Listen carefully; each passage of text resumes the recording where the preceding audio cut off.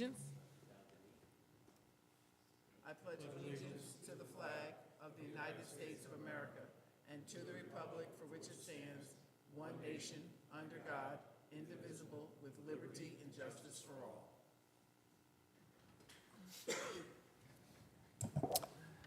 Good evening, ladies and gentlemen. Pursuant to NJSA 10:4, the Open Public Meetings Act, notice of this duly and regularly scheduled meeting of the Jackson Township Zoning Board of Adjustment has been published and posted in all appropriate locations.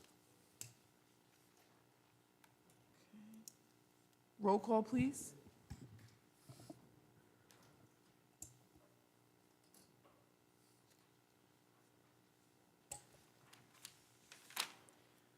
Mr. Hyman? Here. Dr. Hofstein? Here. Mr. Hudak? Here. Ms. Parnes? Here. Ms. Rosal? Mr. Martins? Here. Mr. Stafford Smith? Here. Ms. Bradley? Here. Do we have any resolutions this evening? We do have resolutions this evening. We have two resolutions this evening. First resolution, 2024-54, resolution marking last chance adjournment as to variance application for 445 Brewers Bridge Road, Block 13301, Lot 19. Eligible to vote, Mr. Hudak, Ms. Bradley, Dr. Hofstein, Mr. Hyman, Ms. Parnes, Mr. Stafford Smith. I need a motion and a second on the resolution, please.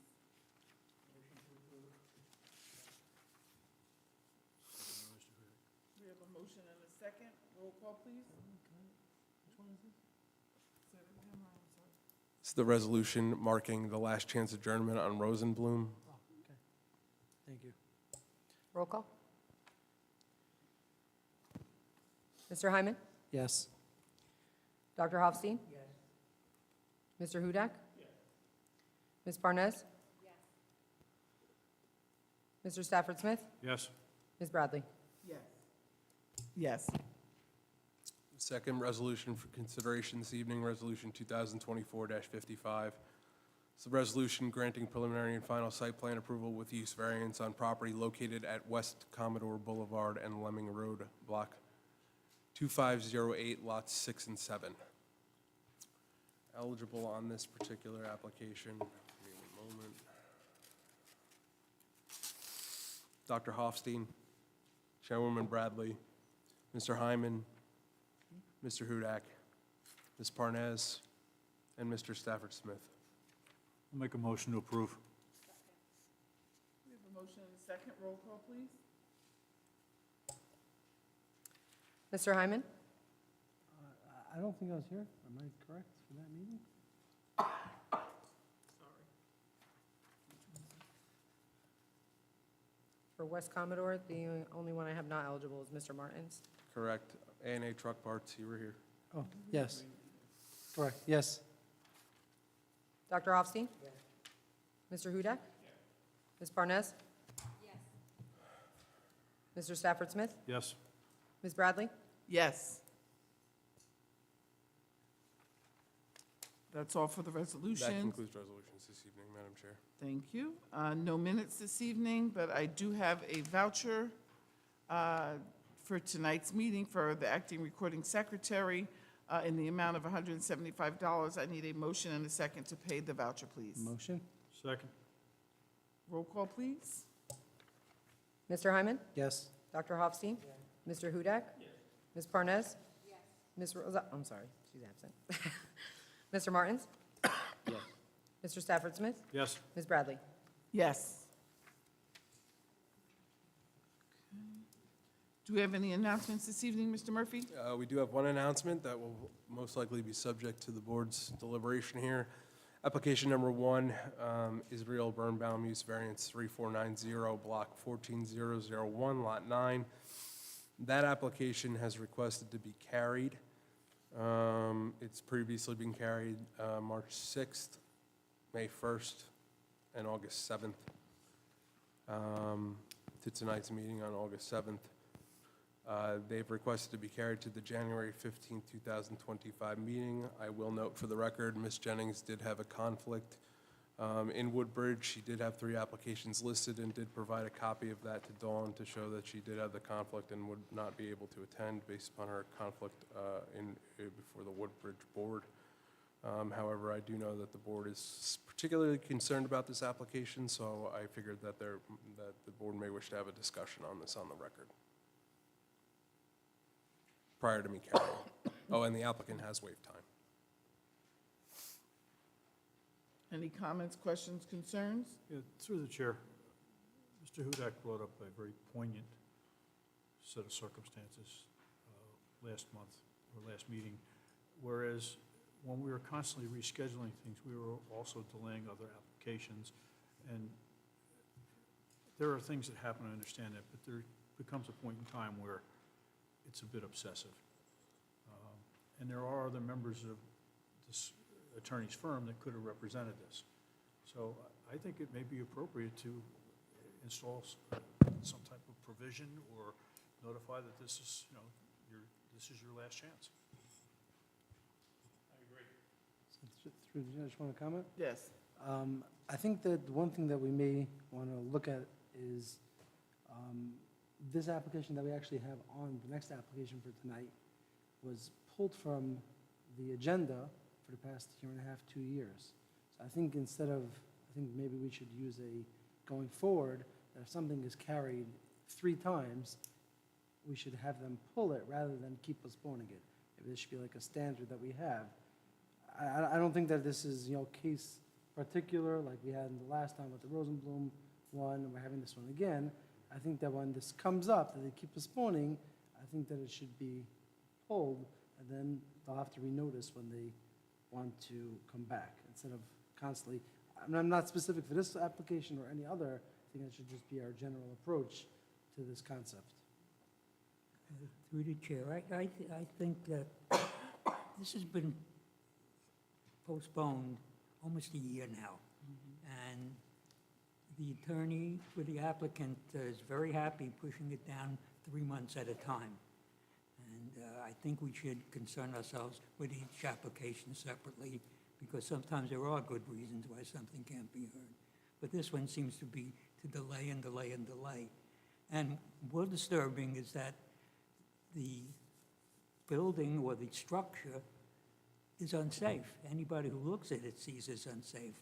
And we don't know if it's being used. If it's being used by people, are these people waiting for a tragedy or not? So I think we ought to put a limit on that she must show up for the next meeting and give her the same warning we gave the last person that went through this, that they go back to the beginning, whatever that means. In the meantime, hopefully our enforcement agency can make sure that it's not being used out of our hands, but hopefully they can do something. Mr. Hudak? I agree with. Microphone, I'm sorry. I agree with Mr. Hyman that we should make up a rule that's in effect for everyone, and that we shouldn't be selective about it. And this is the rule: you get 3 chances, and on the 4th swing, you're out. I think that's more than fair, and that should be across the board for all applications. Madam Chair? Ms. Parnas? I have a question procedurally. What was the nature of what went down on this, the Ronco developer's application, that it wasn't, carried? It was rather, was it fully withdrawn? Or was it just, we'll advise, we'll let you know when we want to reschedule? It was not, to the best of my recollection, it was not withdrawn. It was simply put on hold. And Which is true for, I apologize off the top of my head, I don't recall the name of the application. However, there's another application that we have where we're currently also on hold. And the Rosenblum application was not put on hold, it was, Continuously carried.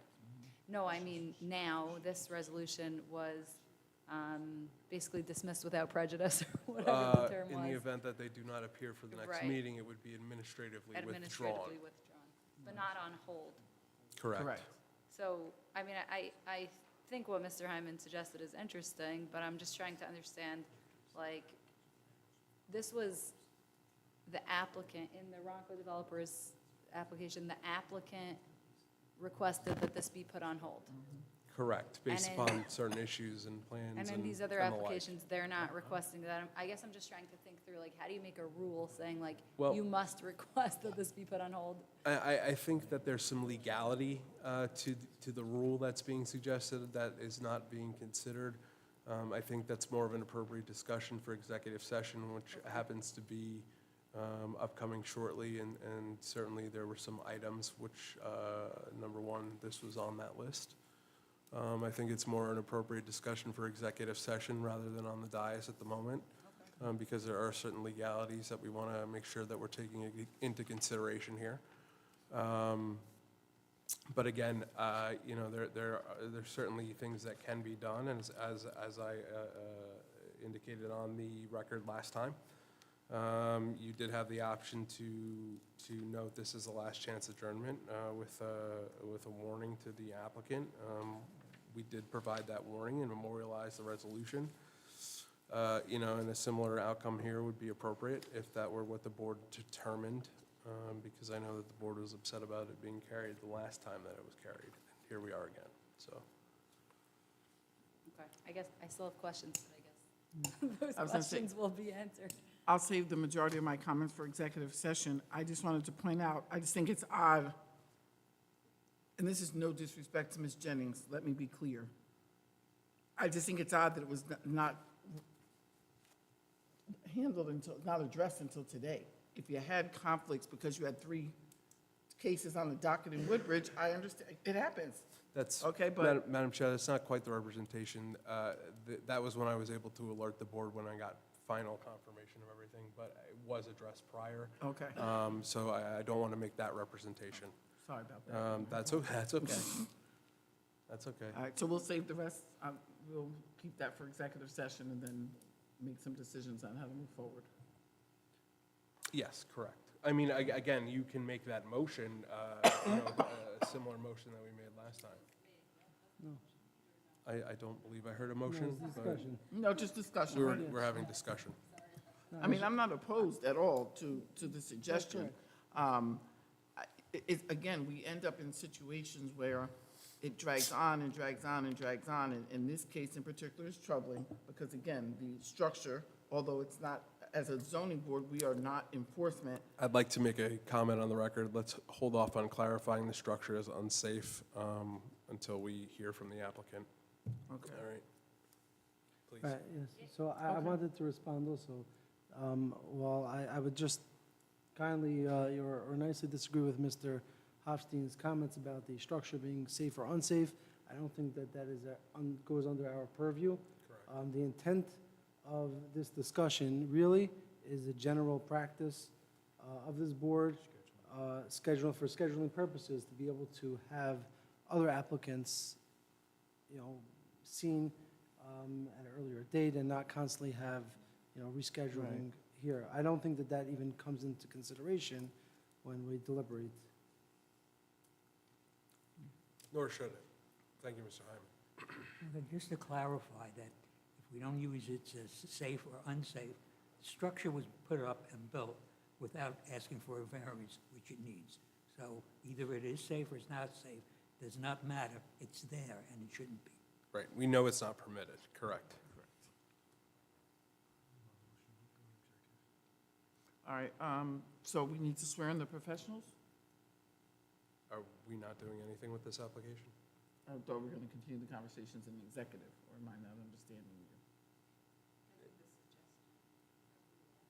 Okay, that's fine, we can delay, for now, we would move on to application number 2 while we wait and decide what we're gonna do with number 1, reopen announcements at a later time. Okay. Sorry, I thought we did agree that at least we'll carry it one more time. I agree, Right, and then in the executive session is when we'll discuss, not this specific application, but overall, what's gonna be our rules going forward. Nothing to do with this specific application. correct, so if the board is okay with that, I'll at least announce that number 1 has been carried till June, I wish. January 15th. I wish. January 15th, 2025, meeting of the Jackson Township Zoning Board of Adjustment. No additional notice shall be required at this time. The applicant has waived time. Again, this will be listed for January 15th, 2025, if the board determines to reopen this announcement at a later point in the meeting, then we can entertain that type of motion. But for now, we'll carry it on the record. I can swear in the professionals, and then I know that, Madam Chair, you had asked for executive session, and I had wanted it as well. So we'll go through that. Okay, so that will be the that's the public announcement as to number one, for now. Madam Chair, I will swear in the professionals. If you would be so kind, ladies and gentlemen, would you raise your right hands? Do you solemnly swear or affirm that the testimony, information, questions, or comments that you're about to present before the board will represent the truth, the whole truth, and nothing but the truth? Yes. Yes. If you would each please state your name and your positions with the board. Evan Hill, Board Engineer. Ernie Peters, Board Planner. Gina Tumalo, Assistant Zoning Officer. Thank you very much. Executive session, Mr. Murphy? Madam Chair, if you would be so kind, I'd like to articulate a resolution to enter executive session based upon your direction. I will need a member to vote to make a motion to approve and adopt the resolution, a second, and roll call following those motions. Whereas the zoning board of the Township of Jackson is subject to certain requirements of the Open Public Meetings Act, NJSA 10:4, whereas the Open Public Meetings Act, NJSA 10:4-12, provides that an executive session not open to the public may be held for certain specified purposes when authorized by resolution. Whereas it is necessary for the zoning board of the Township of Jackson to discuss in a session not open to the public matters relating to the item or items authorized by NJSA 10:4-12B. And this evening, those matters being twofold. First, with the professionals, items subject to attorney-client privilege, which included matters as to decisions upon procedure before this board. And secondly, without the professionals, matters related to personnel and board contracts. Now, therefore, be it resolved by the zoning board of the Township of Jackson to enter executive session for discussion of those outlined matters. It is anticipated that the deliberations conducted in closed session may be disclosed to the public upon determination that public interest will no longer be served by such confidentiality. And as requested, if there's a member who'd like to make the motion, I would appreciate that. Second. And we'll need a roll call. Mr. Hyman? Yes. Dr. Hofstein? Yes. Mr. Hudak? Yes. Ms. Parnas? Yes. Mr. Martins? Yes. Mr. Stafford Smith? Yes. Ms. Bradley? Yeah, excuse me, yes. So the board's going to enter executive session now. I'm not going to make any representations about the timeframes, considering there are certain items that we want to discuss related to procedure going forward. And then the board is also requesting time to discuss without the professionals certain personnel items. So we'll be back, well, the professional will be back halfway through.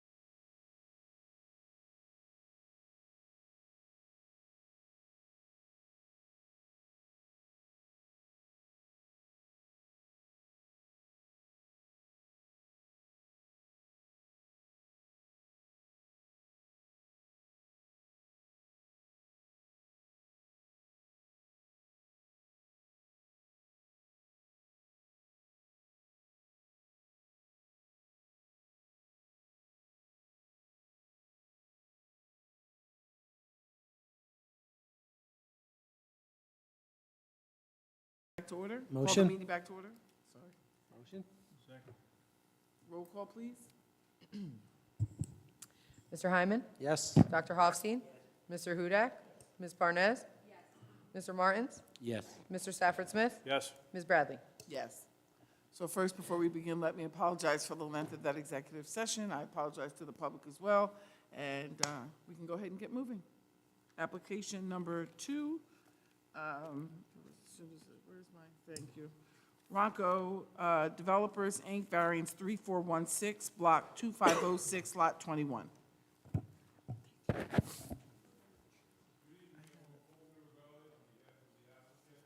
Paul, can you use the microphone, please? Thanks. Thank you. Oh, wait. Excuse me. Testing?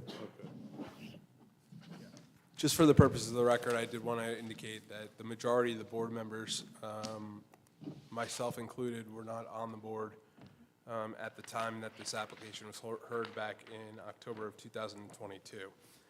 With that being said, each board member, including Ms. Bradley, who was the sole board member who was on the board at the time, has certified and has watched the prior presentation and the commentary by the public. And everybody here has signed a certification to that fact, so everybody here is eligible on this application. I just wanted to get that on the record. Okay, well, we were here, I was just checking the date, back in October of 2022, and the real reason for the delay is that it was determined at that hearing that the septic system for the neighbor's property was on this property. So it took us a long time to be able to get the proper approvals and permits and remove the old existing septic system. So right now it's been removed. The removal has been approved by Ocean County Health Department. So now we're here today to proceed with our application. Basically is a bulk variance case. There's 2 variances that we're requesting.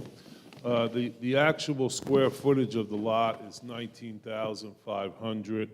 Because of the dedication of part of the property as a right-of-way, 2,250 square feet was used for the dedication. So the actual square footage of the lot is 17,250, where 20,000 square feet is required. Also, the minimum lot depth is supposed to be 200, and we have 115.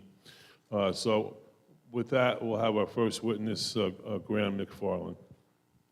Just Graham, before I swear in, just for the purpose of the record, there was also a discussion as to merger, and I did have an opportunity to review a title search that was provided by the applicant here. Quite frankly, these parcels never merged, and while they're, to me, it does not appear that they were under common ownership. Would that be a fair representation, Mr. Mirabel? Correct. Okay, all right. So I don't see an issue as to merger as was raised at the time of the last hearing by Judge Hurley. And I think that the applicant can proceed at this time without concern for the merger issue. Graham. Sorry, Graham. Do you solemnly swear or affirm that the testimony, information, questions, or comments that you're about to present before the board will represent the truth, the whole truth, and nothing but the truth? I do. If you would please state your name, provide your affiliation, and your credentials. Sure, it's Graham McFarland, professional engineer, professional planner, previously qualified, testified before this board many times. This board accepts you've been in front of us many times. Thank We you. accept your credentials. So yes, this application is a continuation of a prior hearing from 2022, just about 2 years ago, and there are some new faces, but you've all read or listened to the transcripts. But just to go through some of the facts of the application quickly, again, just to bring it back up to speed.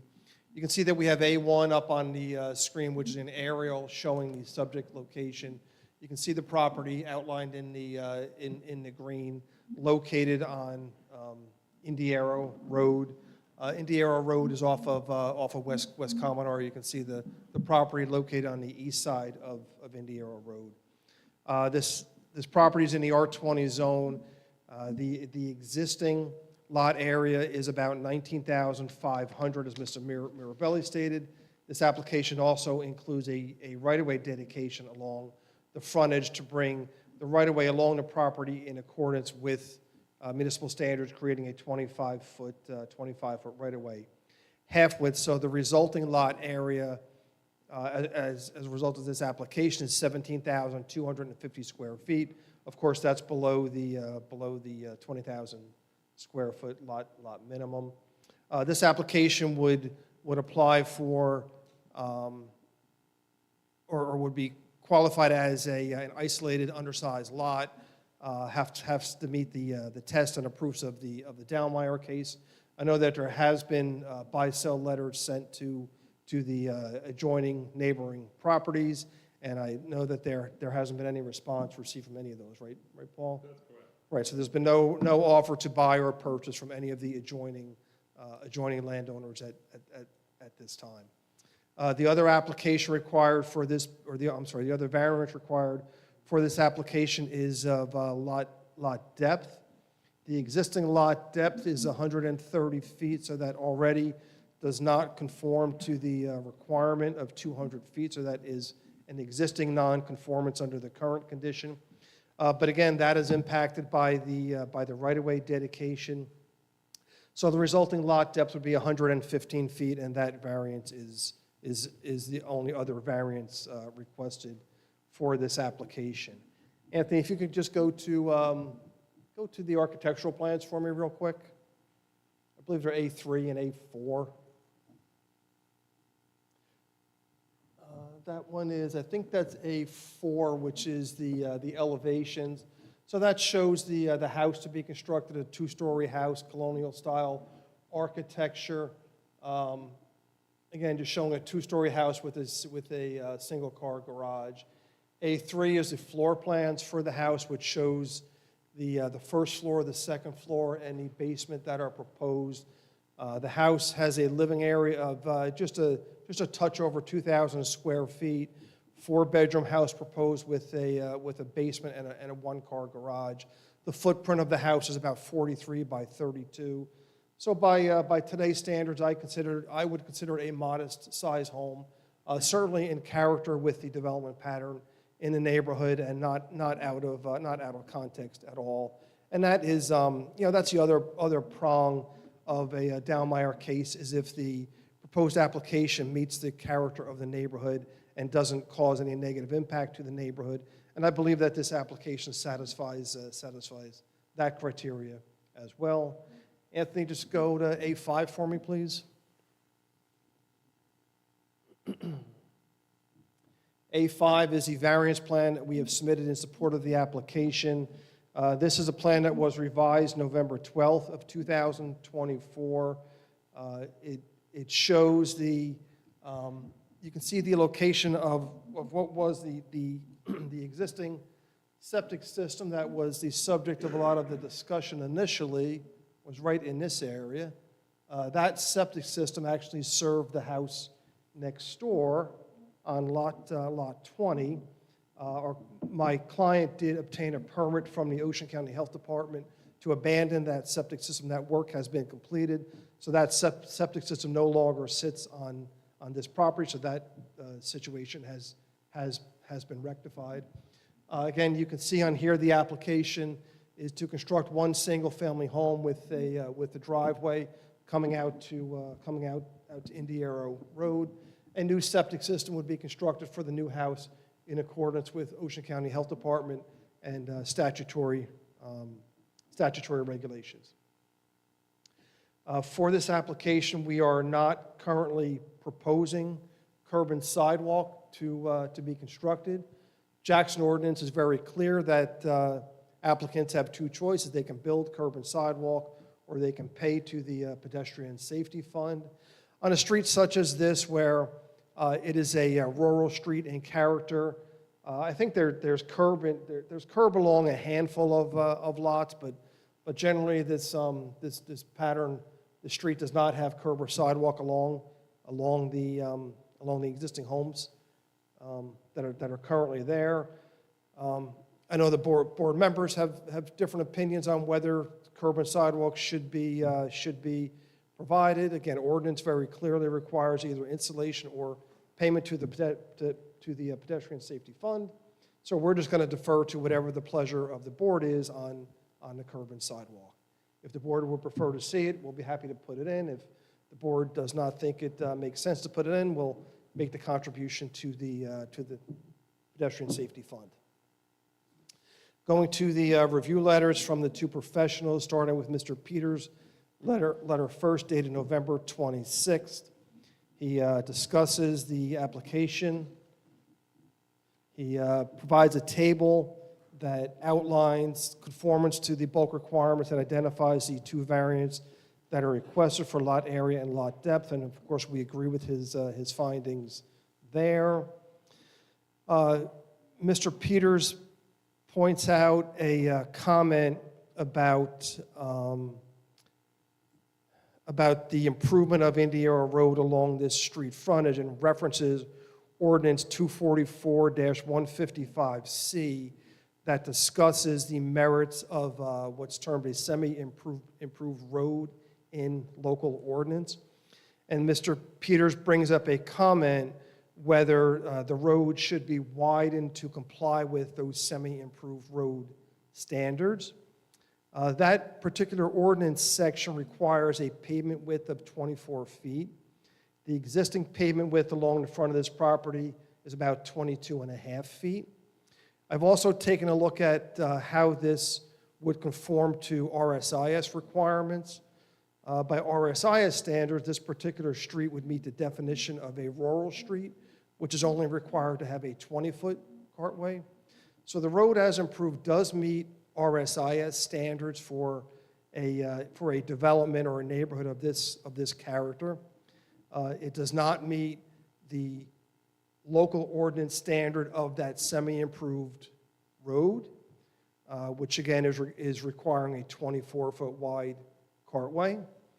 I can certainly see arguments for both sides of that, whether the board is justified in asking for the applicant to improve this road to 24 feet to comply with local ordinance. But I can also see an argument that says, well, RSIS is supposed to dictate the nature and type of improvements for any application involving a residential project. So one can make an argument that, well, this road is wider than 20 feet and it meets the rural street classification. So I think, frankly, the board needs to have some discussion on that particular topic and see where we think the application falls in regards to that, the road along the site frontage. Mr. Peters just makes some other general comments about the project. He just asks us to confirm the driveway garage combination. And you can see on this plan that we have a one-car garage proposed. We have a driveway proposed that is 18 feet and 33 feet deep from the right-of-way line. So that driveway would provide for 2 off-street parking spaces. The garage provides for 1 parking space, so 3 parking spaces. Provided RSIS tells us we have to provide 2.5 parking spaces for a 4-bedroom home. So that is compliant with RSIS requirements.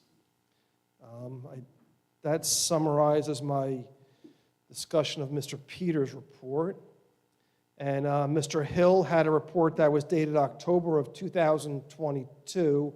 When we submitted these revised plans, we did go through Mr. Hill's letter, and I tried to address those comments. We did add some additional information to these plans, some details. We had conducted the test pit to confirm the elevation of seasonal high water table. The grading plan was adjusted to reflect that, and we don't take any exception to any of Mr. Hill's other comments. So that summarizes my direct testimony.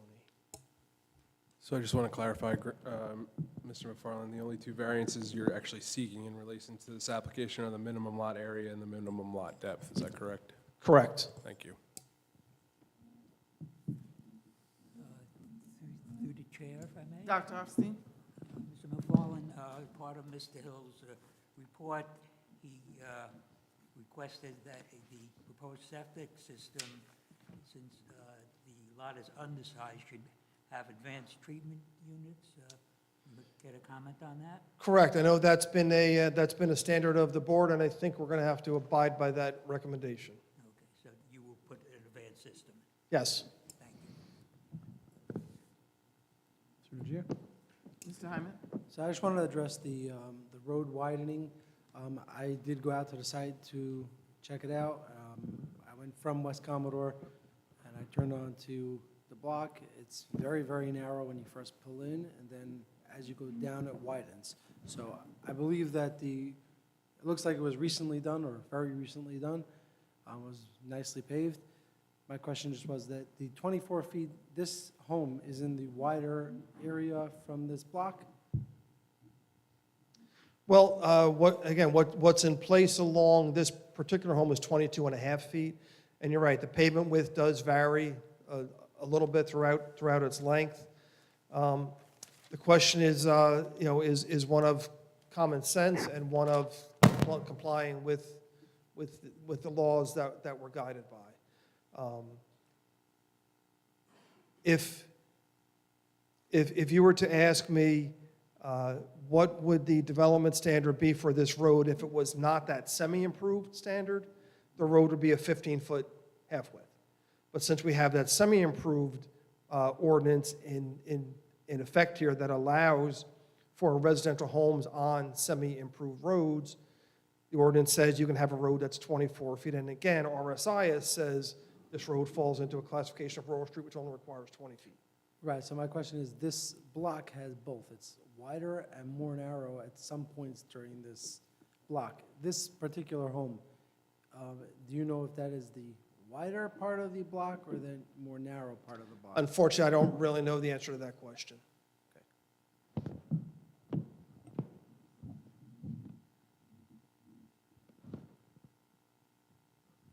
So Mr. Hyman, I think I can shed a little bit more insight into your question. There are portions of Indira Road that are narrower than this frontage, and there are also portions that are slightly wider. So they're kind of right in the middle. Now, we're only talking about a 1.5 foot difference here. And be aware, between the 24-foot minimum width and the 22.5, right? So it's a 1.5 foot difference. Also, just to understand, if you were to ask the applicant to improve the road, it's only along his frontage. It's not along the entire road out to West Commodore, right? It's only along the frontage here. So we have seen this circumstance come up on semi-improved roads in Jackson. There are quite a few of them. And, from a safety perspective, I'm not going to disagree with Graham that it meets or exceeds the RSIS requirements for the classification of the roadway. So I don't disagree with that statement at all. With respect to the septic system, the applicant had agreed back in October 22 to ultimately design, permit, and install an alternative treatment unit system. So that was agreed to previously. I'm assuming, Graham, just for clarification, you abandoned the septic system for lot 20 that was on this property. I'm assuming they rebuilt a new septic system. They're going to have to, that house is vacant, I know the house Oh, it is vacant, is okay. vacant right now, and obviously they have to install a new septic system to Okay, accommodate that yeah. house. So that will be a condition for lot 20 as part of a CO. Correct, But that has nothing to do with this application. correct. Okay. Also, real quick for the board, the variance requests here are not associated with the size of the building or the location of the structure. They're purely related to lot area and lot depth.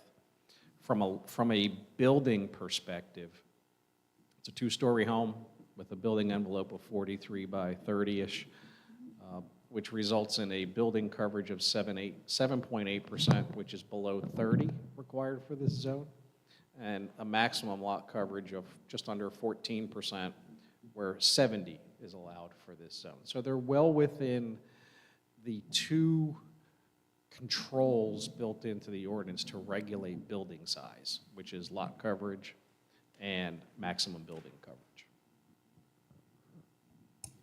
May I just ask one question? question on that. So the 200 minimum requirement, is that based on an R20 or R1?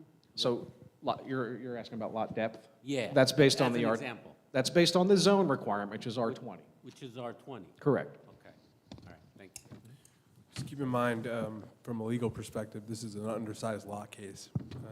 The applicant is required to comply with the Dahlmeyer case. And part of that is sending buy-sell letters to adjacent properties to see if they can, in fact, make the lot, acquire more land to make the lot bigger or sell their land. If they were to sell their land, it would be at the prices if the variances were granted on the property, as if these improvements were made. So it wouldn't be just for the wooded lot. The question then turns to whether or not, these variances can be granted, according to, weighing the negatives versus, the potential impacts to the zone plan, zone ordinance, all that stuff. But again, on an undersized lot case, I caution the board, because you're essentially, when it comes to undersized lots, you could potentially rezone this property into something that becomes useless, which becomes inverse condemnation. The two variances that are sought on this particular application are with regard to what currently exists with the lot, right? The lot area, which the applicant can do nothing about, as well as the lot depth, which the applicant can do nothing about if there are no willing sellers or purchasers. So just keep that in mind on this particular type of case. Mr. Hudak? Mr. McFarland, I'm reading here, and I don't think you addressed it. Soil borings, are there any soil borings done? Yes, we've done one test pit. And everything is okay with the high water? Yes, the water table was, the elevation 135.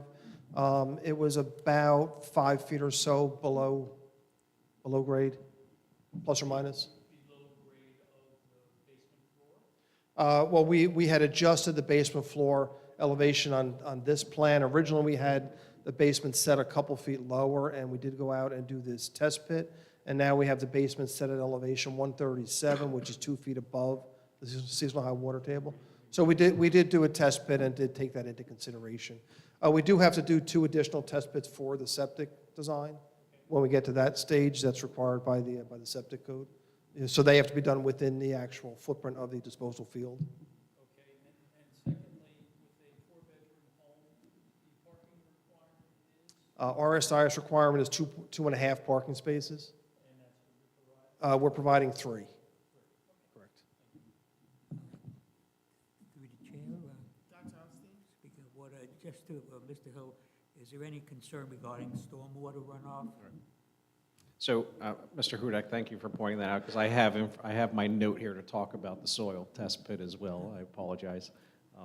But yeah, soil test pit was completed, and I agree with Graham's testimony. Based on the seasonal high water table, they're providing a minimum separation distance of 2 feet to the bottom of the basement, which is recommended.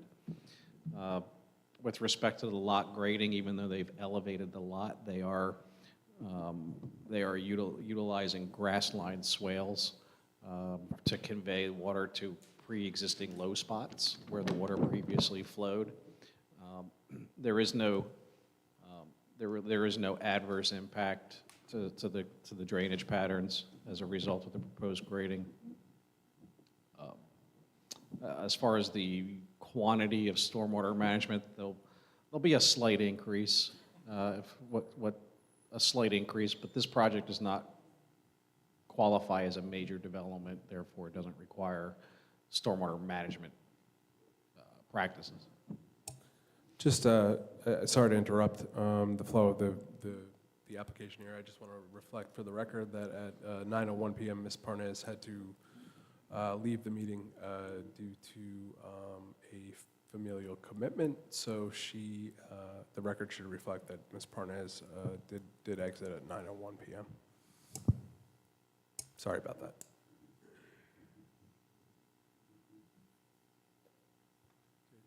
Mr. Hill, if this road at some point in time were to be improved, what width would Jackson make it? 24 feet? I'm asking with regard to the need for curbs and sidewalks, because I would hate to see, some of the lots do have curbing, and I don't want to see somebody do something twice. Understood, and that would be the case. So if you had asked this applicant to put curbing and sidewalk in, the reasonable request there would be install the sidewalk such that you conform to the semi-improved roadway standard of 24 feet, which is only 1.5 feet beyond the edge of pavement now. Again, that's only within the frontage of this one lot, right? The risk you would run, though, is if the township does in the future decide to improve the roadway, the question is, would the entire roadway be designed to meet the semi-improved roadway, or would they want to increase the width of it, which would be, I think in all cases, or in either of those two cases, would require right-of-way, obtaining right-of-way from all the other properties and so on. And that would also include probably storm drain work, which would... Yeah, I would agree with that. I don't know it all, but I'm not aware of the township converting any semi-improved roadways into 30-foot wide cartway widths within the last, since I've been here. I'm just not aware. It may have happened, I'm just not aware of it. So I think it's very unlikely that they would come in. Again, with respect to curbing and sidewalk, I'm going to defer to the board on that. Sidewalk does not currently exist on any of the lots adjacent to it or nearby.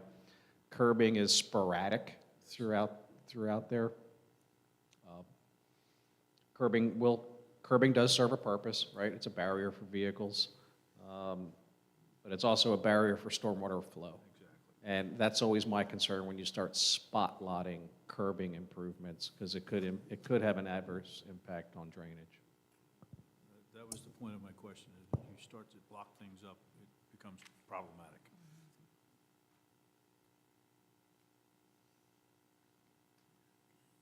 Mr. Mirabella, do you have architecturals on this that you intend to produce? Yes. Just for Dallmeyer purposes, I want to... Yes, I did show them. They were Did I exhibits miss it? A3 and A4. And Thank you, okay. maybe Anthony can just pull them up real quick, just to I refresh. apologize. We had put up the floor plans, and then there were there was a set of elevations as well.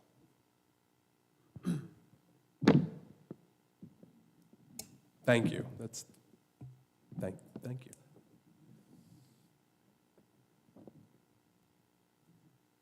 Any additional questions or comments? All right, Mr. Peters, you have any questions or comments? Any other questions or comments for this witness? In the earlier time the application was heard, there was some question about the fences, and I know the title was received by us. Are those fences cleared, or just for the record, so we have that down? So, I mean, the question about the fence would be an issue for the applicant to address. What I can tell you is that from a merger perspective, the title search indicates that these have always been two separate lots. They are no longer under common ownership. I believe at one point in time, there may have been an overlap in ownership, but for whatever reason, they did not merge. Now that they're not under common ownership any longer, it's really a non-issue, because we can't now go back and merge the properties because they're not owned by the same persons, right? So from a merger perspective, we can't undo what was never done. Does that make sense? We can't do what was never done. And you can't take away property rights, right? I mean, property rights exist. We can't now go back and take away and say, yep, they should have merged, so now they're merged. That's not how the doctrine of merger works. They should have been merged at one point, I believe, but at this particular moment, it's really irrelevant. And the doctrine of merger, in terms of what the case law indicates, it makes it very clear that you can't now go back, now that the properties are no longer under common ownership, and merge them. But the fence question is a good question, and certainly one that the applicant can address. And Mr. Peters, on page 1, there's a couple of comments about what's on the site. There was a shipping container that's on the site that's been removed. There's a 6-foot-high wood fence that's going to be removed by the applicant, as well as the chain link fence. That'll also be removed.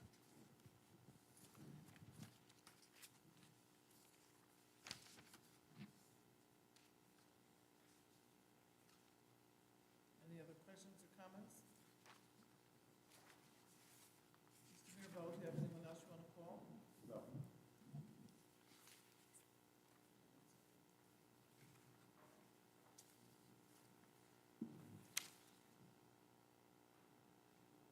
Given that you have no other witnesses, I'm going to ask you if you'd like to make a closing statement at this time, or if you want to wait until after public session. I'll wait till after public session. We're going to open this to the public at this time. You can ask questions on any testimony that you've heard this evening. I can speak. Please feel free to come forward at this time.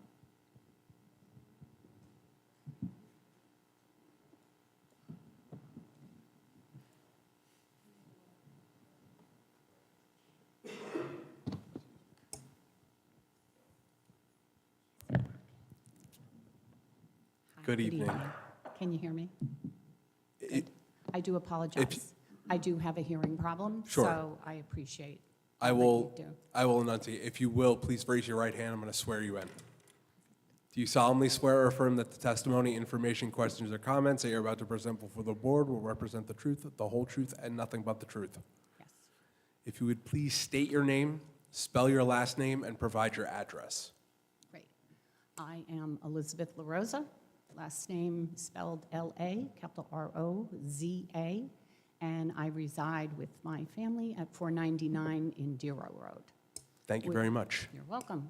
Which is, for all of you that haven't, I would like to thank the one zone board that did drive out. Thank you very much.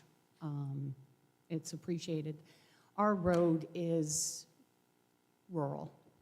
And listening to the comments going, it goes wide, it goes narrow, it's something that we've all enjoyed. The person that purchased this lot knew that it was a non-conforming lot when it was, or should have known. It's not a single person, it's a contractor, his business. I am concerned there are laws and things that we should go by. We all know that poor Jackson is being, trees are going down and everything. I'd just like to address just a couple of things, because I missed it. So there was a clear title, correct? Or the done, undone? I wasn't real sure about that. So it looks like the title search reflected, let me pull it up here. Looks like the title search reflected that in 1973, strike that, 1974, there may have been common ownership between the Hogans for both lots, but for whatever reason, these parcels never merged under the tax code of Jackson. So Yeah, it's three lots. I'm referring to lots 20 and 21, which were at issue as far as I'm concerned. Okay. Well, That's what was at issue at the last hearing. Yeah, right. Okay. Because there are 3 lots that was in the confusion. The one that Ronco was purchased, the house that had the septic on his, and then the lot that is between the house and myself. So that's where it all lies. That's still a little unclear to me. How can I help you understand it? Okay. I'm being sincere. How can I help you understand it? So what Well- happens with the doctrine of merger, it's a common law doctrine, meaning that it's something that, exists, and it's probably existed since, the 74. probably England in the 1400s. And, Okay. but the problem here is that when something actually doesn't, when the doctrine of merger is not applied to the property, Okay. what happens is the parcels then get sold to other owners. You can't now go back and undo those sales, right? So if the lots are no longer under common ownership, you can't go back and merge them. Okay. So we're Does that moving make sense? forward. Yep. So we're moving forward. Correct. Okay. The right-of-way, can somebody explain exactly what the right-of-way? Because I am concerned with the depth, he's going for the variance of the depth, it should be 200 and it's 115, am I correct? I can, So the right-of-way is, so if somebody, I'm walking my dog, and we have a lot of dog walkers, they have a right-of-way to step on that property, No, the right, No. Is that- when we talk about a right-of-way, we're referring to the roadway. the roadway, Correct. okay. That I have a right as a walker to walk on that It's part public of the property. roadway. So, okay. Correct. you would actually have more in this case because the right-of-way is being expanded in, or encroaching further into the property here. So let's say, for instance, your property line is 5 feet away from the edge of pavement. In this case, because they're dedicating right-of-way along their frontage, they're dedicating a portion of they're dedicating 15 feet of their front lawn area, right? For the purposes of any potential future roadway construction. Okay, So the right-of-way is a public right-of-way, so the public has the right to traverse that. right. And right now, he does not have enough footage, including that right-of-way. He doesn't, currently, it's a 130-foot lot, so what they're doing is they're moving their front property line back further from the Okay. road to create that additional right-of-way. Okay, so that leads me to believe that, you know, he is still non-conforming with the right-of-way, so I understand that. With the elevation, don't know if you had the privilege of going out when it had been raining. We have a terrible time with drainage there. I don't know who we call constantly at the end. I have a skating rink at the end of Indiro and West Fish. I can't imagine putting another home and elevating it and the water going into the roadway. It just, it's horrendous right now on this rural road. I'll speak for myself, and I think my neighbors. You can't put sidewalks, you can't, I know that's not a discussion here, but what I would like to see is it for to maintain. He's going for a hardship of variance. The laws were set that you need this for a reason. And to me, it hasn't been proven that it's good enough to say, yeah, go ahead. I just, with the drainage, the distance, we have dog walkers, we have kids now, God bless them, riding bicycles. In the past, yeah, when we were here in '22, we had a death on the road with motorcycles. Just horrific. And I can't imagine this other lot just taking precedence. You've got rules and regulations. So coming from someone that's lived here and loves living here, I would ask you to all take that into consideration. Come visit our road. It is beautiful, and we like to keep it. Ding. Does that mean I'm done? Thank you. Thank you so much. Thank you for Thank you. coming forward.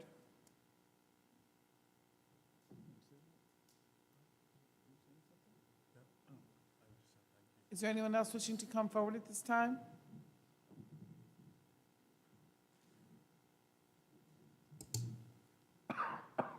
Good evening, sir. If you would please raise your right hand. Do you solemnly swear or affirm that the testimony, information, questions, or comments that you're about to present before the board will be the truth, the whole truth, and nothing but the truth? Yes. Thank you very much. If you would also please state your name, spell your last name, and provide your address. My name is Glenn Devust, Devuyst. I live at 516 Derio Road. Thank you.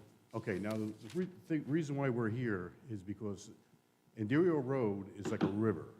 All our basements get flooded, and by building a house there, the water has no place to go because you're taking up space where the water would be absorbed into the ground. And the more they're building, you can ask everybody on the street, our basements flood every time. The water runs down the street, like Betsy said, it's like a river. We have big water problems there. Now, like she said, when he bought the lot, he knew the lot was undersized. I'm a builder. If I seen something that's undersized, I'm gonna say, no, I'll bypass it. I don't feel that a house should be put there of that size, taking up that much space, that close to the road. His driveway is going to be directly across from my driveway, and they're going to park on the street. You can't park on the street in that because you can't get down that road. I don't care to say, oh, we got 2.5 spaces, 3 spaces. People buy more cars, 3 cars. Where are they going to put it? On the front lawn?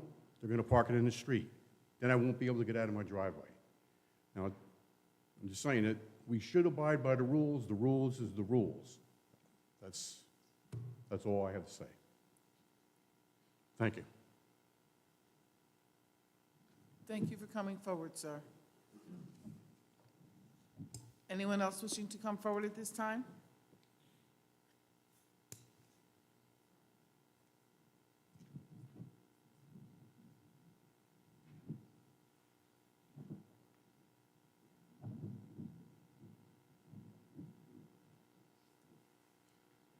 Sorry. No problem.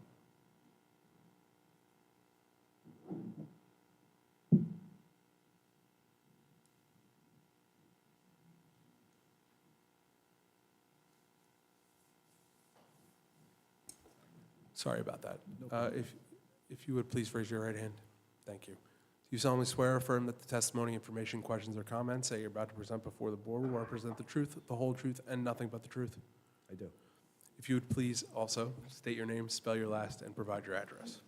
Michael Horenchek, Herenchak, 520 Indira Road. Thank you, sir. Yeah. So the common denominator here with the rest of the people in the neighborhood, it's an undersized lot and possibly going to be the largest home on the street, or damn near close to it. There's no reason for that. As far as the easement, you're talking about how wide the road is, it gets narrow. At the end of the street by West Commodore, if you were to take this 15 feet, right, that's what we're talking about, an easement of 15 feet, and you drew a straight line up that side of the road, you'd wind up inside one-stop garage that's on West Commodore. So there's no way that you'd ever be able to widen that road completely all the way up. You'd have to take property from the other side, and I believe you'd wind up in the other gentleman's house on the other side of one stop. There's barely enough room for one car to come out to West Commodore. And the road comes out on an angle. It's an engineering nightmare. Obviously, the road was built early on in Jackson's life. All these homes on this street have been built at different times, different time periods, okay? Some of them are from the 50s, some of them from the 70s, 80s. It's not a development, okay? It's a street. This gentleman bought this property. Unfortunately, buyer beware. Why would you invest all this money in this property, all this time into this property, full well knowing you can't build on this? You're not, by law, you're not supposed to be building on this thing. And it's like, it doesn't even seem like it's close. So you're building a 4-bedroom, how many bathrooms is this place gonna be? 2.5 bath with a basement. Then what happens when people move in there? They're gonna go for a permit to add a bathroom in the basement. How big is this septic gonna be? Is it gonna be big enough to handle this? We already got drainage problems, okay? Why even approve this house to be built with a basement? Why does it need to have a basement? Put it on a slab instead, okay? There's another home on this street. That house was built with a basement. She's had water problems forever, okay?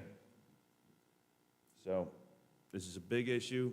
There's laws, there's planning for a reason. When I built my garage, I had to jump through hoops to build that garage to fall in the parameters. Just the way it is. Some things cannot be forgiven. And that's it. That's the way it goes. Thank you. Excuse me, thank you for coming forward. Mr. Hill, are all the homes surrounding that home, all those lots conforming? I would not know that. You can ask, if you want, you can ask the applicant's engineer on that. I mean, I have a picture of a tax map in front of me.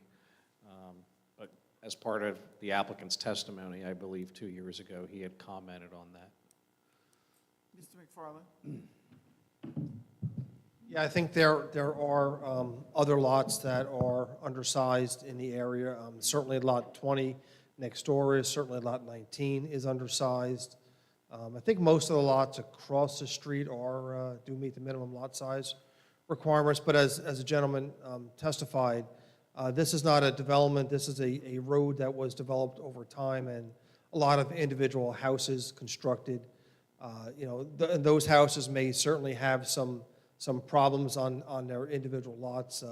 You know, we don't know how those lots are graded and at what elevation those basements, you know, may sit, but this home will be constructed in accordance with current requirements and, you know, safeguards put in place so we don't have those problems on this particular lot. I know this was touched upon earlier, so forgive me. I just want to go back. We talked about the water testing. I heard you indicate that you had to do 2 more. You heard the concerns about the basement. I know you also said that you changed the elevation of the basement. Was that because of the water concerns?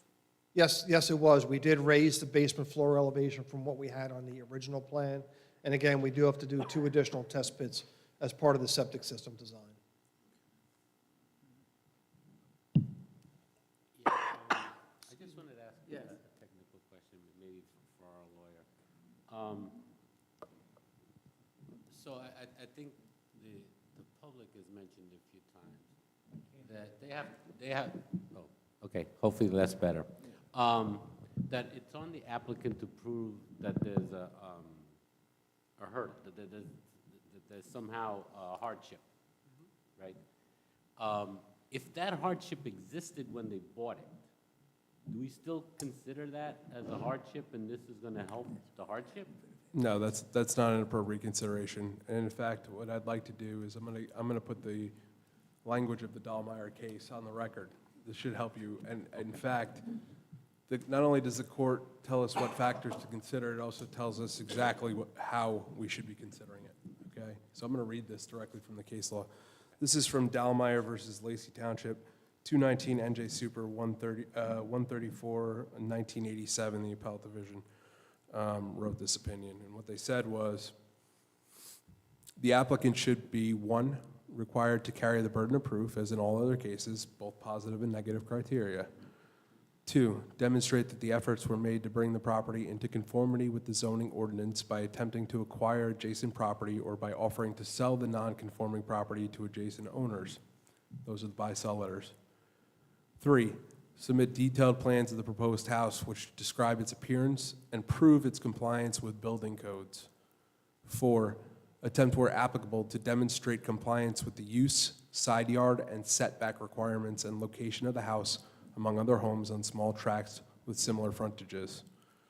5, attempt to demonstrate that the proposed use does not violate any traditional zoning purposes such as light, air, and open space.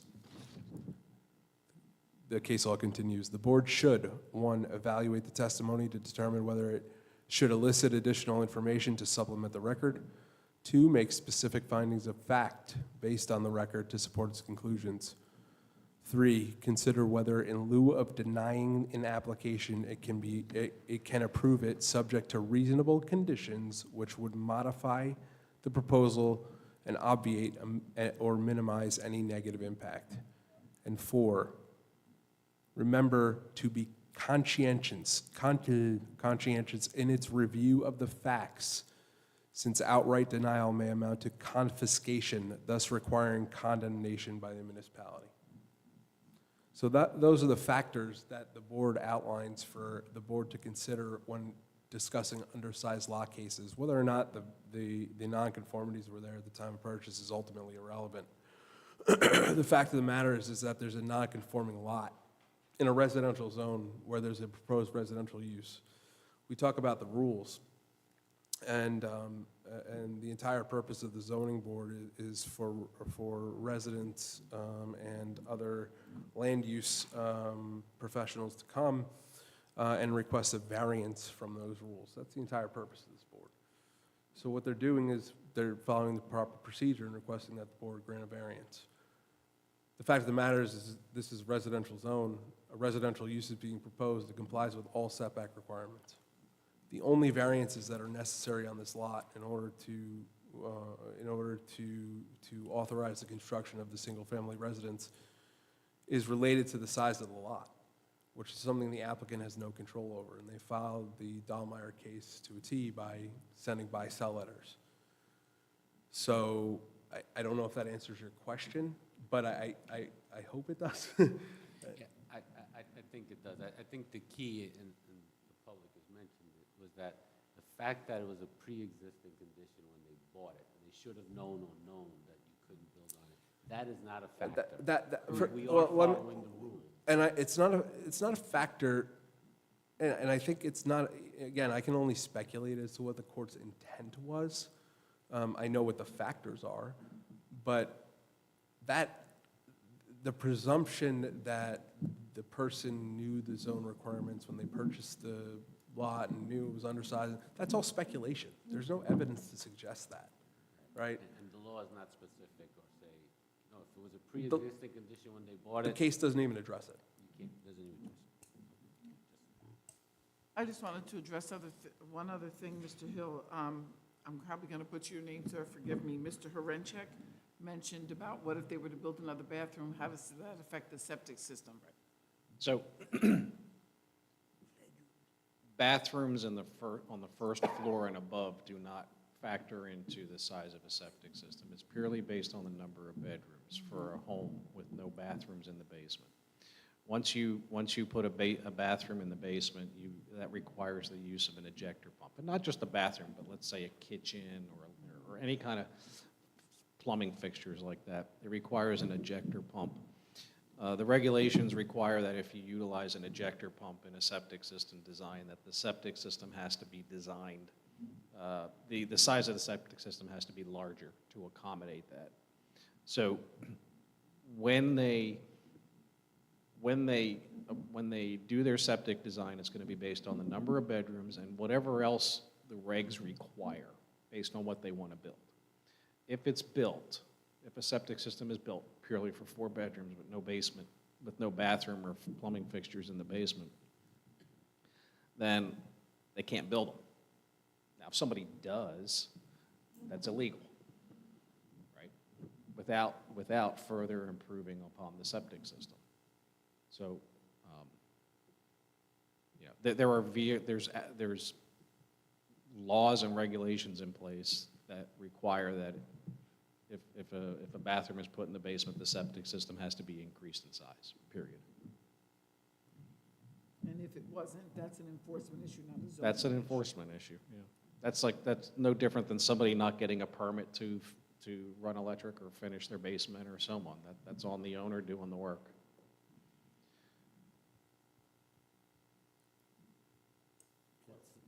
Yes, Mr. Hudak. Mr. McFarland, you heard the testimony from the residents about the water tables and the flooding of the basements and so forth. The soil borings that you took, when were they taken? I know it was done in the last few months. I think I don't have it on the plan, but I think it was done in August or September. Well, and the reason why I'm asking is because we all know we've undergone a terrible drought, and your borings were taken during the drought.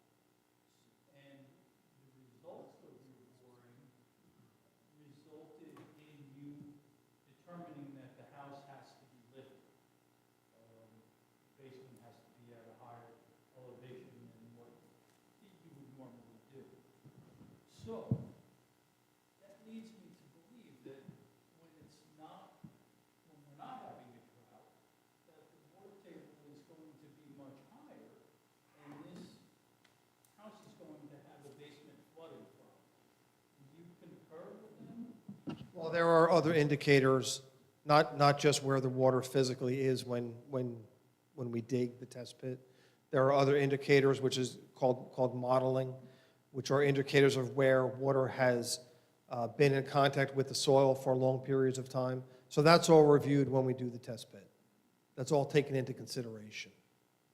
So it's not just where water is physically hit when you dig the test pit. So, in your professional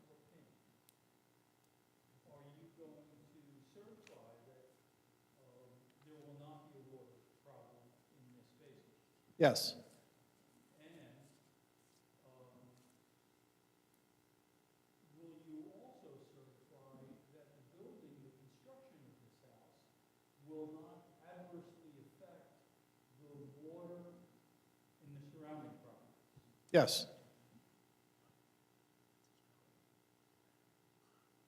Mr. Hilton, do you concur with that? So, in concept, I agree that just because you dig a hole and you identify water, that's not what we design off of.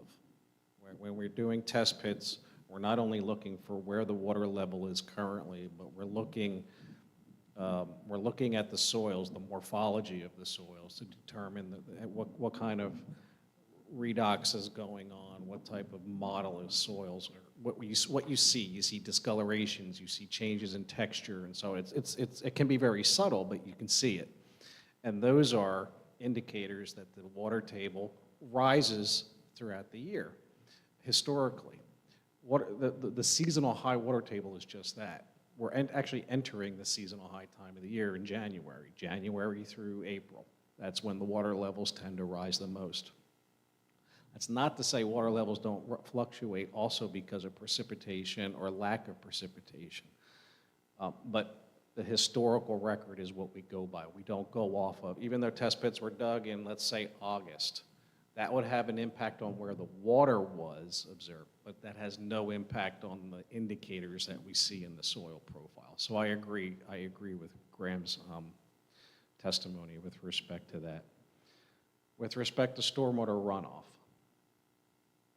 a lot of this area, a significant portion of this lot is vegetative, whether it's grass or whether it's field or fallow or lawn of fair to poor condition. And then there's some vegetation, more mature vegetation, some trees or brush and trees. They're not proposing to clear cut this entire lot. They're proposing a relatively minor amount of tree clearing. The rest of it, they're converting from what I consider to be a fair to poor ground cover, because it's not maintained, to a good ground cover. And in doing so, there's a negligible amount, if any, of additional runoff. Just because they're altering the surface grades doesn't mean that they're creating additional runoff. It just means they're altering the paths of that runoff. But if you look at the pre-existing grades versus the proposed grades are still consistent with those of the current grades. They're not altering the drainage patterns, okay? The lot grades towards the road currently, and then it grades into Indira Road down to West Fish. The only increase in stormwater runoff is due to the footprint of the structure and the asphalt pavement. These are sandy soils. They're loamy sands and sands. Most of that's going to infiltrate right back into the soils. Again, for single lots, these don't rise to the level of requiring stormwater management measures. We have in the past, if we've heard testimony from neighbors that there have been surface water concerns experienced by them, we have asked applicants to install a dry well, which would capture any of the roof runoff, keep it on site in a storage structure, and infiltrate it back into the soils. So that is certainly an option. Therefore, you're not releasing any of the roof runoff into Indira Road, and that's certainly an option. So it's your professional opinion that the building of this home will have no adverse effect on the current situation, water situation on this road? It would not be a contributing factor to it, no. Nope.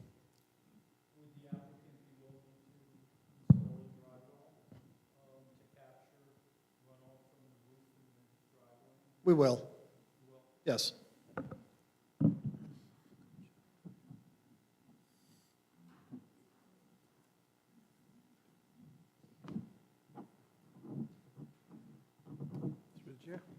Yes, Mr. Hyman. Mr. Hill, just one more question on the water and runoff. From your standpoint, is it better or worse to put in curbing, sidewalk for the rain purposes? Meaning if there is an existing issue on the road, will it make it better or worse if there is or is not? So I'm looking at the grade elevation. So curbing tends to concentrate flow, right? It hits an object, it hits the curb, and it flows in downgrade from there, right? In this case, the road is crowned, so some of the stormwater actually flows into we'll call the roads, the edge of the road, and continues flowing down Indira Road. I don't think curbing here is going to accomplish much, and I don't think it's going to be detrimental either. It's just a matter of is it necessary for whatever reason is it necessary. I think curbing would have an impact let me just stop there. I don't think curbing would have an impact either way. Okay, good. That's fine, thank you. Any other questions or comments? Are there any other members of the public wishing to come forward and speak at this time? Please come to the podium, ma'am.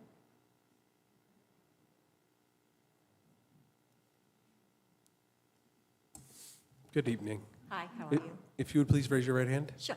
Do you solemnly swear or affirm that the testimony, information, questions, or comments you're about to present before the board will represent the truth, the whole truth, and nothing but the truth? Yes, I do.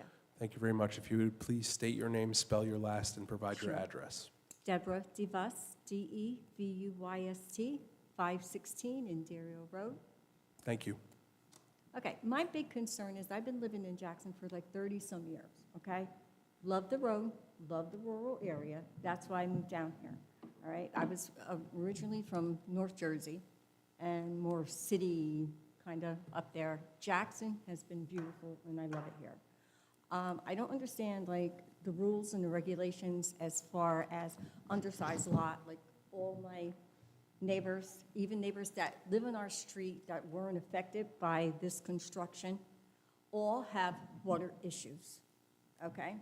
This past spring, we had a very rainy season. We had a problem with Inderia Road since day one, since we moved down here. The township's aware of it. We had called quite a few times. They actually put a drainages at the end by Betsy's house, which has been, sometimes it gets clogged. It's been years, over 30-some years, okay? It's been clogged. There's ice issues. The school buses swerve because of the water, okay, and the ice in the wintertime. In the springtime, nothing but mosquitoes, larvae, all right? There is a drainage problem. And since the building that's been going on with the ex-Mitch Lee, that's behind all those other side where he's building, okay, where Ronco's building, there has been more of a water problem. So evidently, the water situation, I don't understand where you're coming from, because you're supposed to be an expert on all this, all right? You don't live on the street, okay? You don't have to deal with what we have to deal with on a daily basis. I almost fell and broke my neck on the ice in front of my driveway. Have to have people come and just chop the ice off. There is a water problem. People do have pumps in their basement. And I'm on the opposite side of the street, okay? So we have an issue, but not as bad as on, I guess you called it the east side of Inderio Road. But my major thing is the water issue, okay? The undersized lot is also an issue. I don't understand why there's rules and regulations like you're trying to tell me or explain. If there's a law, there's a law. The stop street, you can't stop. You stop, you don't stop, you get a ticket, all right? Why is it for certain people, certain things, certain times, that some people are allowed to get away with things, but the people who are living on the street have to suffer? If he was living on our road, like I spoke to him personally, if he was living on a road, I wouldn't have a problem as far as him building a home. But the water issue is, like I said, my biggest concern. My mom almost fell. My children almost fell. The kids get on the school bus. The water is running from the top of West Commodore down like a river. And like we tried to adjust it with the township, and they did come out and they did put the drain in. but sometimes it gets clogged and they don't come out like they're supposed to come out to clean that drain at the end of Indario and Fish, okay? So there's always an ice issue when there's water and snow on there. That's all I need to say about that. I'm sorry I took up your time, but this is a big concern for me, for children, people walking our street, larvae, mosquitoes, and ice issue. And that's my big, somebody's gonna spin out and go into Betsy's driveway or hit somebody as we're walking our dogs on the road. And I feel with the construction, that all the trees and everything are come down, okay, the trees and the grass and everything, I did some research on, oh, yes, it's supposed to absorb all the water, right? And take that. So if you're gonna keep building and taking trees down and building and building and building, no matter where it is, the water is still, where's it gonna go? Where's it gonna go? Like I said, our road is like, we called it River Indario, because that's how bad it was in this past spring. And it's getting worse. So I just feel if another house is being built on this road, we're very rural, I think it's gonna upset the water table. I mean, I'm not a professional, but that's just my opinion as a resident, okay? Thank you for coming forward. Is there anyone else in the public who'd like to come forward and comment at this time?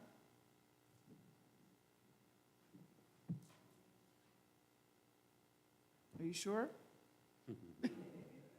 I know, I'm just giving her an opportunity. You'd have to come to the podium though, ma'am. Okay. All right. Wow. Yeah, thank you. Given that no one else is coming forward from the public, we're going to go ahead and close public session. Before I ask for comment from the board or any additional questions and give Mr. Mirabel an opportunity, I would just like to address Mrs. DeVoice, excuse me, who just came up. As Mr. Murphy explained, this is the Zoning Board of Adjustment. So the town has established ordinances, the town has established rules and regulations, but a zoning board is just that. You get to come before us and ask for a variance, something different than what's established, and the applicant has to present their case, whatever that case may be, right? So I'll give you a very simple example not related to this. If you lived on a corner lot and you wanted to put a fence, you're considered to have 2 front yards. You would have to come before the zoning board to get a variance for that, right? You would have to present your case. What is your hardship? Your hardship is that you're on a corner lot. They are presenting their hardship, and although you may not agree with it, that's the reason for the zoning board. So even though there are rules and regulations, there is an outlet, a way for someone to come before the board and say, this is the situation, this is where we are, and this is what we would like to do. So that's why, although it may seem contradictory because they established rules in the process, this is part of that process that you can come and present your case. So I just wanted to be clear about that. Mr. Murphy? Not only that, there's an entire body, books and books and books and books filled with case law from men much smarter than myself, men and women much smarter than myself, appellate judges, Supreme Court judges in the state of New Jersey, that tell us and guide us on how to interpret these types of applications. So again, while there are laws, there are also laws that tell us when we should be and should not be granting variances. And that's just the way it works.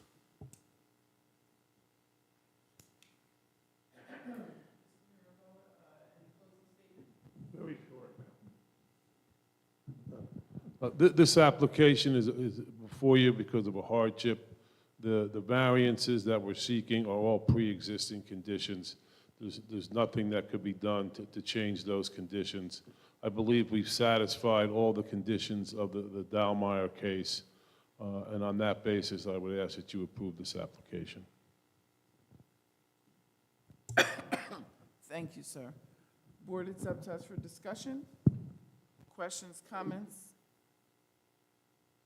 Mr. Hudak? Questions, comments? Dr. Hofstein? I think the case law, the case that we just discussed, sort of tells us what we have to do with deciding on this case. The applicant has eliminated some of the negative criteria, from the parking spots to the stormwater runoff to the contributing to the sidewalk fund. and so on. The things that can't be changed are obviously the lot size and the depth. But it depends whether this, it depends whether by granting this, there is substantial detriment to the public good, and whether or not it substantially impairs the intent and purpose of the zone plan and the zoning ordinance. And in my opinion, it meets the requirements to approve the application. Thank you. Mr. Hyman? While you definitely hear the concerns of the neighbors, we appreciate you coming forward. Like many have mentioned, the issue of flooding in the area, I heard this from the last meeting, and that's why I drove down there to see what the improvements were. I see that there definitely were some improvements. You know, like I said, the road was recently done. Apparently, the township did not choose to put in drainage.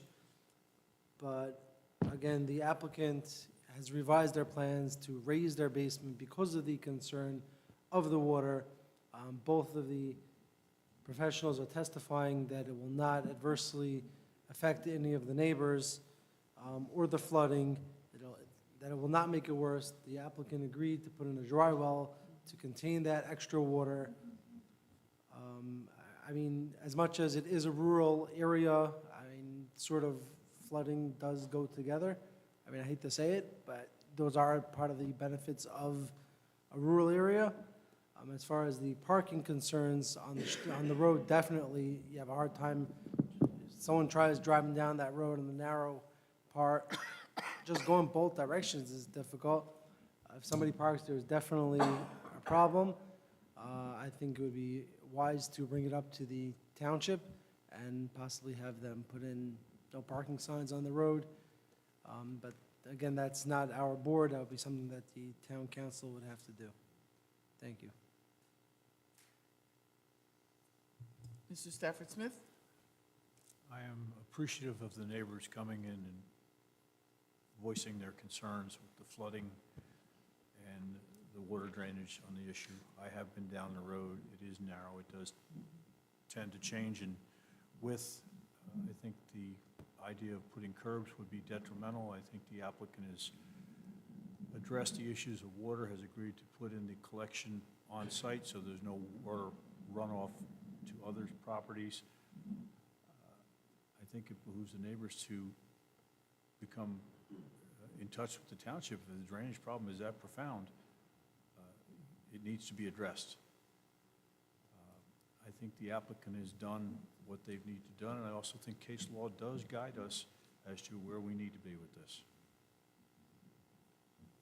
Mr. Martins, questions, comments? Yeah, just some comments. I think Mr. Heller actually took all the words out of my mouth. I agree 100% with what he said. So all I would add is, no matter what comes out of this for the public, to not be discouraged. It sounds like you have a flooding problem, and the municipality should do something about that. You coming here is great, and it adds a lot of value, believe it or not. Please keep going and try to get that flooding fixed. You know, from what the testimony that's been given by our experts, building this home here will not make it worse, won't make it better, it sounds like, but at least it won't make it worse with the dry well and everything else that they're doing. Thank you. Just from a legal perspective. Again, the Dallmeyer case guides the board to address the negative impacts by imposing reasonable conditions, the applicant agreeing to the dry well and things of that nature to address those concerns. Certainly fits within the criteria of the Dallmeyer case. Again, it's never easy to hear about all the flooding concerns and the concerns of the neighbors because, quite frankly, you know, these are your neighbors. You know, and so I echo the sentiments of the board. I urge you to contact the township, the municipality, and tell them what's going on because they're the only ones that can fix it. This board doesn't have authority to do that. You know, and again, with respect to the zoning board has to apply the law, and the law is clear. If we were to deny these variances, being that it's an R20 zone, strike that, it's a residential zone, I can't remember. R20, right? I just want to make sure. It's the R20 zone, that's a residential zone, meaning that the uses permitted are residential use. If the town were to, if the zoning board were to deny this particular application, again, that may very well condemn that property. And by condemning that property, that means the township has to purchase the property, and that means that your taxes go up and things of that nature. So there's always considerations, that is not a guiding factor for the board, but that's something the public should consider in cases like this, because it's, one way or the other, it's almost a double-edged sword for the neighbors. And we're not insensitive to that, but the law is clear. And in my opinion, the applicant has in fact satisfied the criteria required under the Dahlmeyer case. And I would concur with the sentiments placed on the record by Mr. Mirabella in that regard. And again, if the board is satisfied that the criteria has been satisfied, the board must grant the variances.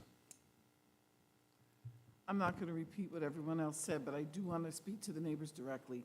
We do hear you, we are listening. You may not feel that way right now, but we are listening. We are neighbors to other residents of Jackson ourselves. But we have to follow the law, as Mr. Murphy stated. But we do hear you and we are listening, but we want you to hear us right now.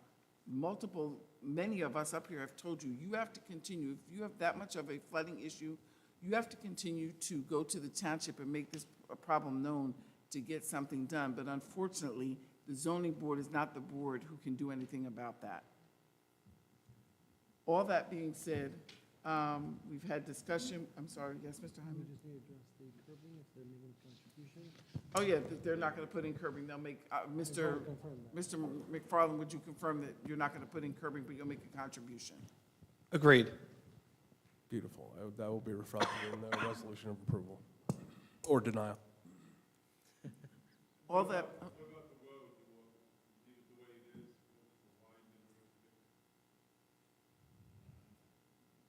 Mr. Hill, leave it as it is.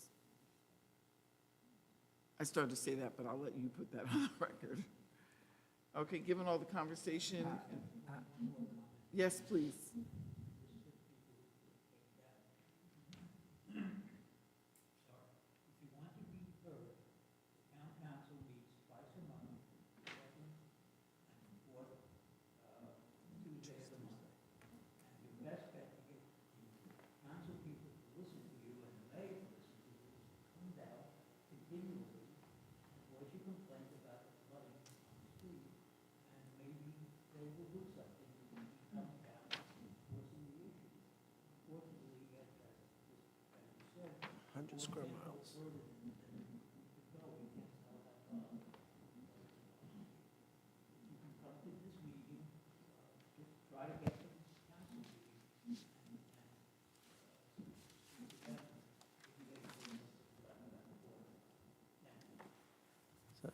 Just to address the widening of the road, we did hear from concerns from the neighbors that if they were to widen the road closer to West Commodore further, then it would end up in a shop, which is like basically really narrow at that area. So based on the testimony from the neighbors, I would not suggest widening the road. All right, we've all heard the discussion. Anyone want to make a motion? Just to clarify, that motion of approval will include the conditions as to the ATU for the septic system as well as the dry well system, correct? Thank you. I'm sorry, and the contribution in lieu of, contribution to the pedestrian safety fund in lieu of construction of curbing and sidewalk. We have a motion and a second. Oh, I'm sorry. Did someone want to say something? I have Hudak on the motion and Dr. Hofstein on the second. Okay, we have a motion and a second. Roll call, please. Absolutely. Mr. Hyman? Yes. Dr. Hofstein? Mr. Hudak? Mr. Martins? Yes. Mr. Stafford Smith? Yes. Ms. Bradley? Yes. Mr. Mirabella, it's been passed. Thank you. Oh, yeah, I was waiting. Motion to close. Everyone in favor? Aye. And I know there's no one opposed.